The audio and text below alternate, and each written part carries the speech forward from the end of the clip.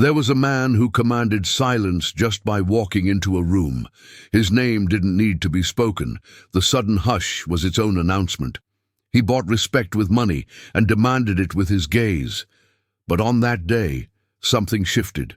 A new waitress, who barely knew where the wineglasses were kept, dared to stand up to him, not with shouts, but with a weapon he never saw coming.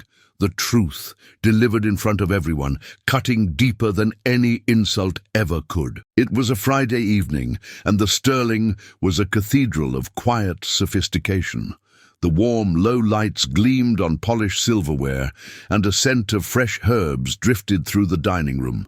The clinking of glasses mingled with the low hum of restrained conversations, as if everyone was subconsciously waiting to see who might walk through the door at any moment. Clara moved through the room with hesitant steps, balancing a tray of clean glasses. Her first day had been a whirlwind of orders, unfamiliar terms, and sizing up glances. She'd come from a small town where fine dining meant clean tablecloths and a guy playing guitar in the corner. Here, every single detail felt like part of a performance designed to impress. At the service bar, Brenda, a seasoned waitress, gave a subtle nod toward the entrance. Clara followed her gaze and saw a tall man with perfectly combed grey hair, a tailored suit, and a watch that caught every sliver of light. That was Harrison Blackwood. He moved as if he owned not just the room, but the very air within it. No other customer spoke above a whisper. No waiter held his gaze for more than a second. Clara, not understanding the sudden change in atmosphere, quietly asked who he was. Brenda simply replied, "You don't want to make a mistake with him." As Blackwood made his way to his preferred table, the entire environment seemed to bend to his presence. The manager, Mr. Davies, rushed to his side. His smile stretched a little too tight to be genuine. Clara didn't know it yet, but she was about to find out why everyone seemed to hold their breath whenever that man was near. Harrison Blackwood was a figure who inspired both awe and fear. A real estate magnate, his name appeared in the news for both billion-dollar deals and hushed-up scandals. He'd been a patron at the Sterling for years, and everyone knew his presence guaranteed generous tips, but also quiet, cutting humiliations for anyone who made the slightest misstep. Clara, still trying to memorize the menu, watched how the other servers moved around him. Their steps were measured, their answers were short, their smiles were contained. Brenda, always perceptive, leaned in and whispered, "He needs to feel like he's in charge. If you mess up, don't argue. Just say you're sorry." Mr. Davies, the manager, had an almost sycophantic relationship with the millionaire. He was proud to say that Mr. Blackwood dines nowhere else when he wants peace and quiet, but that peace came at a high price, especially for the staff on the floor. The first crack in the evening's calm came early. While serving another table, Clara heard Blackwood loudly complain to a veteran waiter, mocking the delay as if it were a performance for the nearby tables. A wave of embarrassment rippled through the air, and no one dared to intervene. Clara felt a knot tighten in her stomach. She didn't know Harrison Blackwood, but she recognized that brand of power, the kind wielded like a quiet weapon.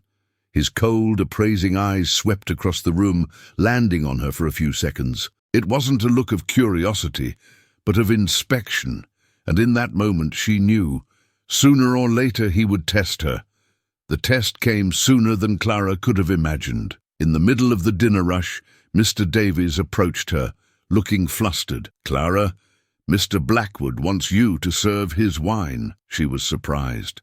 Until now, she'd been assigned to the less demanding tables. Following his instructions, she retrieved the bottle and walked to his table. Blackwood was talking with two other businessmen, laughing at something that sounded more like a jeer than a joke. As Clara placed the wine on the table, he picked up the bottle, glanced at the label, and his brow furrowed. "Do you even know how to decant a 2005 Chateau Margaux, little girl?" he asked, his tone dripping with challenge. Clara, trying to keep her composure, replied that she hadn't performed that specific service before, but that she could learn. He let out a loud laugh, drawing stares from the surrounding tables. "Did you hear that?" he said to his friends. "They'll hire just about anyone these days."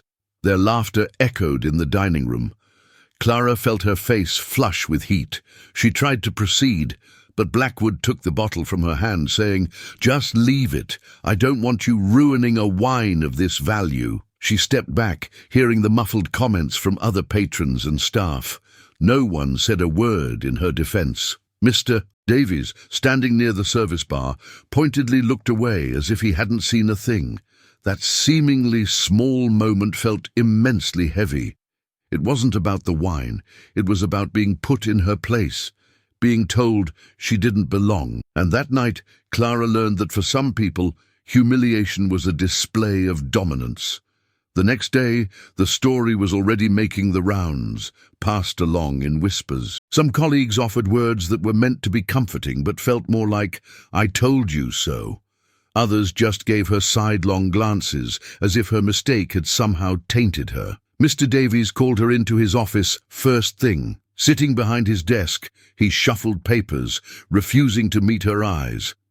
"Clara, Mr. Blackwood is a very important client.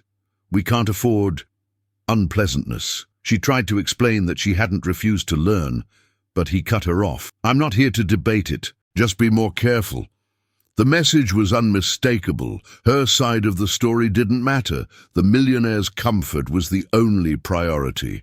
During dinner service that night, Clara was reassigned to tables tucked away in the back, far from Harrison Blackwood's line of sight. Brenda, noticing the change, tried to soften the blow. "It's better this way.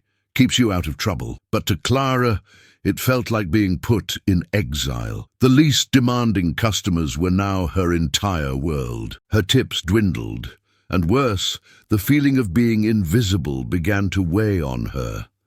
During a break, sitting in the staff room, she watched the brightly lit dining room through the cracked open door. Blackwood sat at his central table, surrounded by people, being served with an almost ceremonial attention. He looked like a king on his throne. Clara took a deep breath. There were no tears, no explosive anger, just a heavy silence, as if she were mentally recording every detail. That exclusion, which to others might seem like a punishment, started to feel like an opportunity, a space to learn, to watch, and to wait. Have you ever had to swallow your pride just to keep your job? That moment when every fiber of your being wants to fight back, but you know that silence is your only option. If you've been there, drop a yes in the comments, so I know you understand that feeling. The days that followed taught Clara to navigate the restaurant like a foreign country. She started paying attention to everything, the way guests held their forks, the unspoken preferences of the regulars, the manager's expression right before something went wrong. Brenda, seeing her determination, began teaching her the tricks that weren't in any employee handbook. "It's not just about serving," she'd say, discreetly adjusting a glass. "It's about reading the person in front of you." Clara also started watching Blackwood from a distance. She noticed that for all his polished words and appearance, he had tells. He never touched his food until his wine was poured. He deflected any personal questions, and he became visibly irritated whenever someone corrected him in public. Slowly, her confidence grew. She was assigned to busier sections again, and a few regulars began requesting her by name. She made no effort to get near Harrison Blackwood, but she had a feeling their paths would cross again. One Tuesday afternoon, an opportunity presented itself. The Sterling was booked for a private charity gala hosting a mix of entrepreneurs, politicians, and journalists. Harrison Blackwood was on the guest list. Clara, now far more experienced, was assigned to the main team serving the central floor. She showed no signs of being nervous. She spent the morning helping set up the room, double-checking silverware, and practicing the wine service. Beside her, Brenda watched with a quiet smile. "I think you know more than half the people here now." Clara didn't reply. Deep down, she knew that night could change everything.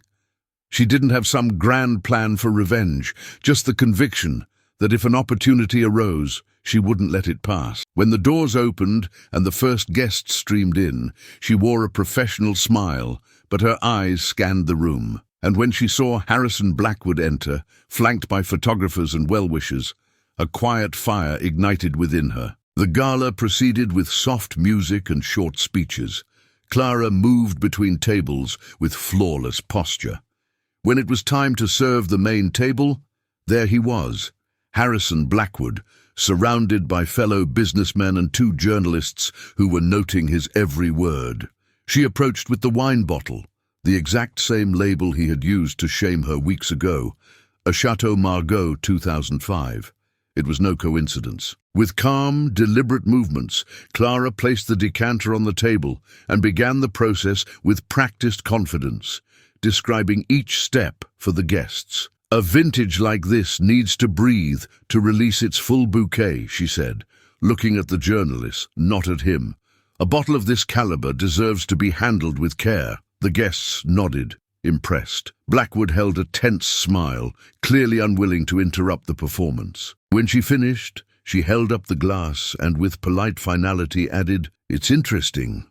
This particular bottle has been stored perfectly. Unlike certain things that lose their value when they're not treated with respect." The sentence hung in the air. The guests chuckled softly, catching the double meaning. Blackwood nervously adjusted his collar, avoiding her gaze. Clara, for her part, maintained her composure, thanked them, and moved on to the next table. There was no scene, no raised voices, just the sharp elegance of someone who had mastered her craft, and in that moment had taken complete control of the situation. The journalists exchanged glances, scribbling notes. To many, it was just a technical explanation.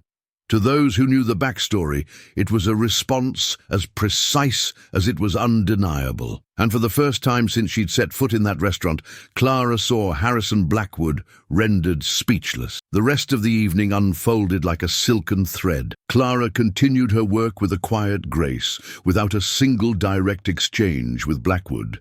But as she passed his table to clear an empty glass, she caught his eye.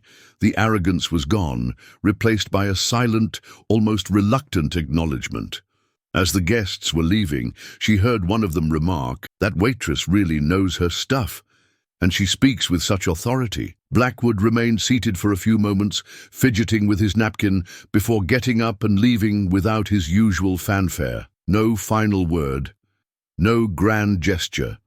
Just the absence of the haughtiness that usually filled the room. For Clara, there was no victory more absolute than watching him exit like that, with no stage, no audience, forced to swallow his own pride in silence. She hadn't needed to shout or humiliate him in return. She had simply demonstrated, in front of everyone, that she was not the insecure novice he had tried to make her. That night, as she helped close the restaurant, she felt a tangible shift, not just in her dynamic with Blackwood, but in how everyone else looked at her, and she knew that small moment had altered the balance of power, not because of the wine, but because of the courage it took to stand up to the one man everyone else bowed down to. Sometimes, the fear people have of someone doesn't come from their actual power, but from the power everyone else projects onto them. At the Sterling, Harrison Blackwood never had to raise his voice to be respected. He bought compliance with quiet intimidation,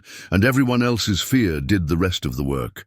Clara understood early on that fighting back didn't have to mean open war. It was possible to reclaim your dignity with calculated actions at the right time, and without ever losing your own composure. The night of the gala didn't magically change Harrison Blackwood. He was probably the same man everywhere else he went. But there, inside those four walls, something had shifted for good. Everyone now knew it was possible to challenge him and walk away with your head held high.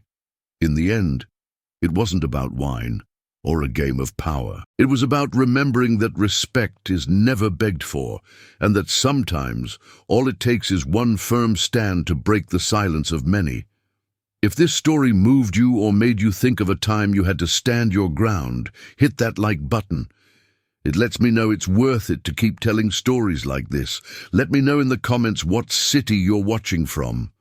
Seriously, I read all of them, and I make it a point to reply to everyone who takes a moment to write. And if you believe in the power of stories that connect with us and make us think, subscribe so you don't miss what's next. We're just getting started, and every single subscriber is fuel to keep going. Don't go just yet. Choose one of the stories on your screen now, and I'll see you in the next video.